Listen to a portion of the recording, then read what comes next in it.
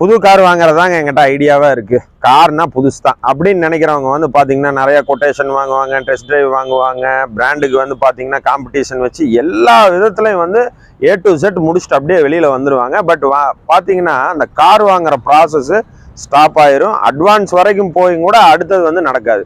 இதற்கு காரணம் என்னன்னு வந்து பார்த்தீங்கன்னா, ஸோ கார் அப்படிங்கிற ஒரு விஷயத்தில் வந்து பார்த்தீங்கன்னா அப்டேட்ஸ் அப்படிங்கிறது வந்துக்கிட்டே தான் இருக்கும். புதுசாக வந்துக்கிட்டே இருக்கும். பிராண்டில் நிறைய அப்டேட்ஸ் வந்துகிட்டே இருக்கும். ஸோ அந்த மாதிரி கஸ்டமர்லாம் யூஸ்டு கார் வாங்குறது ரொம்பவுமே பெட்டராக இருக்கும். என்ன காரணம்னு பார்த்தீங்கன்னா, நீங்கள் ஒரு யூஸ்டு கார் வாங்கி அதுக்கு லோன் போட்டு அதனுடைய இஎம்ஐ, அதனுடைய சர்வீஸு, அதனுடைய ஸ்பேர்ஸ் இஷ்யூ, இந்த மாதிரி எல்லாத்தையும் நீங்கள் ஃபாலோ பண்ணும்போது நீங்கள் கம்ப்ளீட்டாக கார் வந்து உங்களால் மெயின்டைன் பண்ண முடியும் அப்படிங்கிற ஒரு ஐடியாவுக்கு நீங்கள் வந்துடுவீங்க.